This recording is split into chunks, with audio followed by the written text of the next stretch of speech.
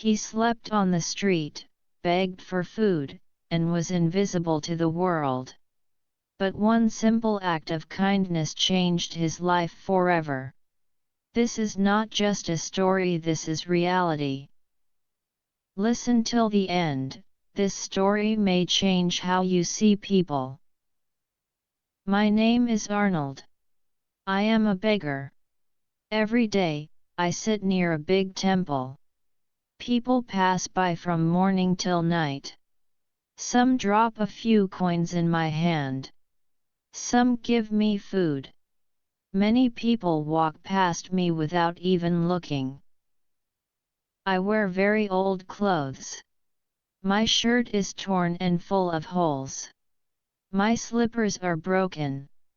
At night, I sleep under a tree on a small piece of cloth. The hard ground is my bed. The open sky is my roof. I cannot remember the last time I slept on a soft bed. I cannot remember the last time I ate until I was full. I wake up every morning when the sun rises. My body feels heavy. My bones pain. My back hurts.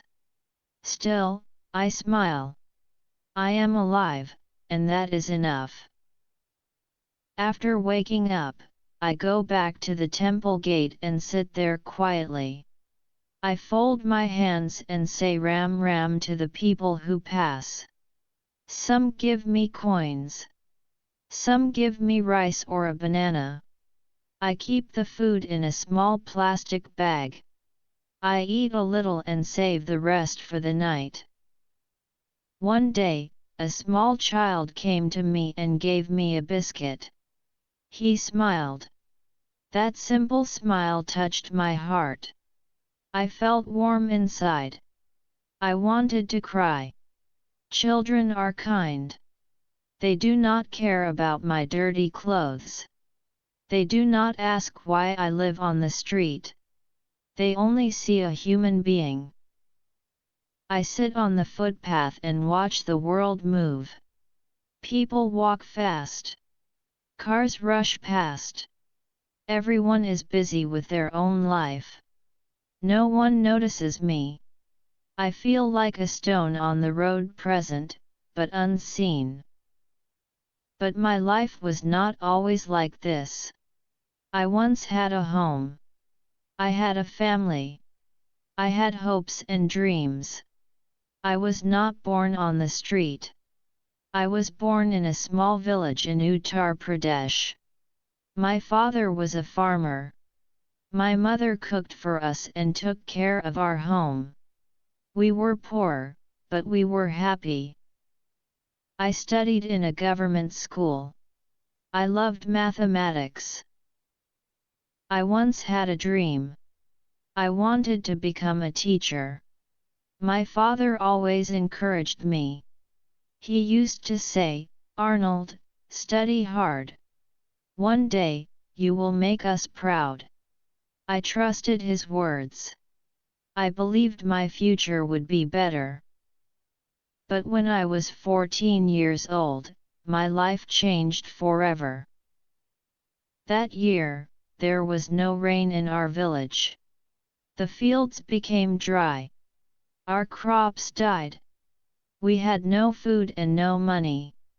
My father borrowed money from a money lender, hoping the next season would save us.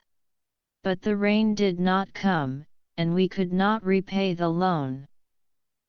The money lender began to threaten us. He came to our house again and again. My father became very quiet. He stopped talking. One morning, I saw him sitting alone under a tree. He was crying. I had never seen my father cry before. My heart felt heavy. That night, my father drank poison. He died in front of my eyes. My mother screamed in pain. I stood frozen. I could not understand what had happened. In one night, my whole world broke into pieces. After that, everything fell apart quickly. We sold our land to repay the loan. We had no income left. My younger sister had to stop going to school. My mother became sick, but we had no money for medicine. I decided to go to the city to find work. I thought I could earn money and save my family. I believed the city would give me hope. But the city was cold and cruel. For some time, I worked in a small hotel. They gave me food and a little money. One day, I accidentally broke a glass. The hotel owner slapped me in front of everyone. I felt ashamed and hurt. I left the job that same day. After that, I searched for work everywhere. I slept on the floor of the railway station. I walked for hours under the hot sun. Sometimes, I begged just for water. People looked at me as if I was trash. Slowly, hope started leaving my heart. One day, I realized I had nothing left. No home. No job. No family with me. No future. That is how I became a beggar. The streets became my home. I started living near the temple. There were many other beggars like me, each with a broken story, each with silent pain. Some beggars were very old. Some were sick. Some were like me, alone, broken, and lost. In the beginning, I felt very shy.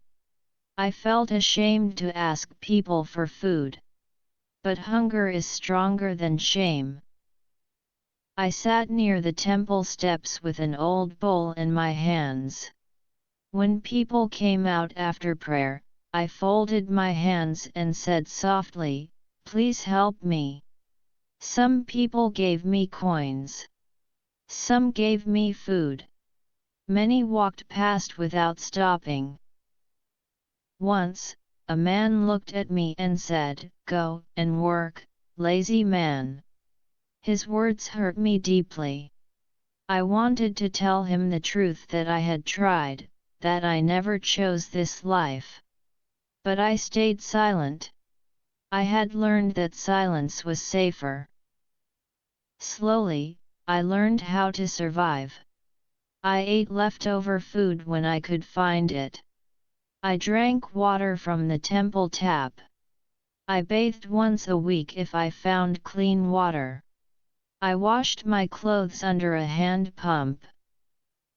Nights were the hardest. The cold air cut into my body. I had only a thin shawl to cover myself.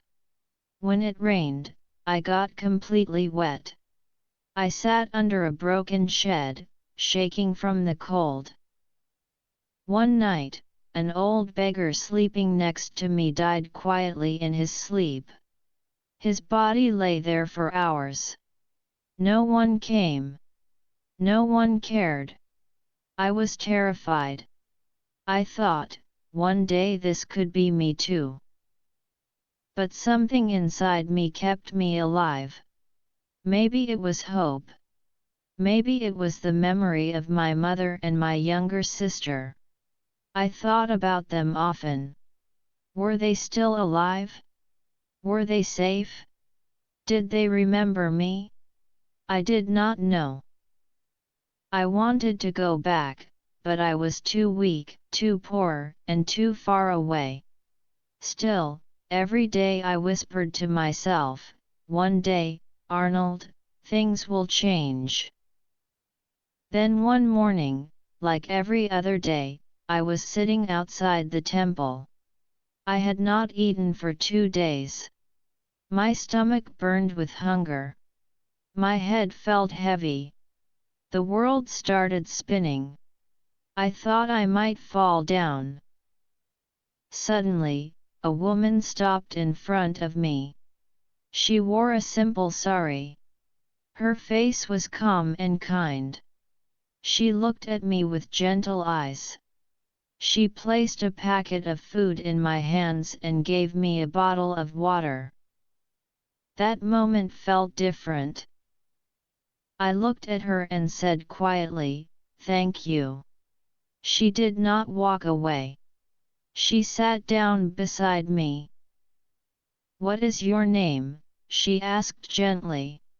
"Arnold," I replied in a soft voice. She asked me more questions. "Why are you here? Do you have a family?" Slowly, I told her my whole story from my father's death, to my search for work, to how I ended up begging on the street. She listened carefully. She did not interrupt me. She did not judge me. She only nodded and waited. For the first time in a long time, someone truly listened. Then she said, "My name is Rumi. I work with a small NGO. We help people like you. Would you like to come with me?" I was shocked. No one had ever offered me help like this before. I asked in a weak voice, "Will I get food?" She smiled warmly and said, "Yes. Food, clothes, and maybe a job if you are willing to try." I looked around me. I saw beggars sleeping on the hard ground. I remembered the old man who died beside me and never woke up. My heart felt heavy. I took a deep breath and said, "Yes. I will come." That single word "yes" changed my life. She took me to a shelter home. After many days, I took a proper bath. I wore clean clothes. I ate 2 full meals. That night, I slept on a real bed. I cried not from pain, but from relief. For the first time in years, I felt like a human being again. Life in the shelter felt new and strange. I woke up early every morning. I helped clean the hall. I washed my clothes. I stood in line for breakfast. The food was simple dal and rice, but to me, it felt like a feast. Rumi visited the shelter every week. She always came with a smile. She asked how we were doing. She brought soap, books, and sometimes sweets.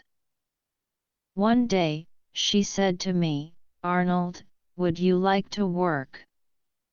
I replied without fear, "Yes. I will try." She took me to a man who owned a small tea stall.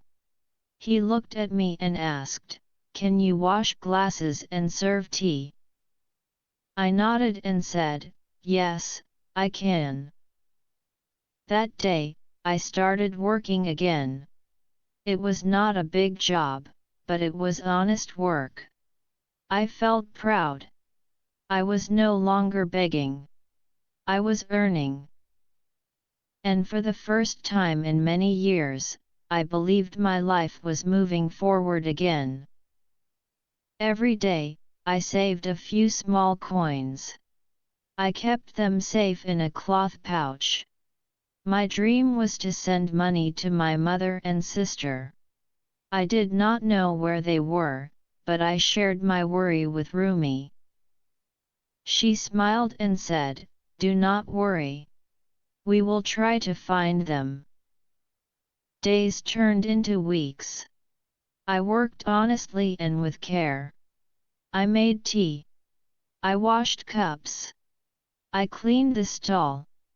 The tea stall owner noticed my hard work. One day, he said, "You are honest. I trust you." His words gave me confidence. One evening, Rumi came to see me. She was holding a piece of paper. She looked excited. "Arnold," she said softly, "we found your mother and sister." They are living in a nearby village. My heart started beating fast. My hands trembled. I could not speak. Tears filled my eyes. She continued, "We will take you there this Sunday." On Sunday morning, I wore my cleanest shirt. My hands were shaking all the way. When I saw my mother, I broke down and cried. She hugged me tightly and would not let go. My sister had grown taller. She cried too. At that moment, I felt complete again. I was no longer just a beggar on the street. I was a son. I was a brother. I was a man with hope. Today, I still work at the tea stall. I live in a small room. I eat 2 meals a day. Every month, I visit my mother. And whenever I can, I help people on the street just like Rumi once helped me. Because I know how it feels to be hungry, cold, and invisible.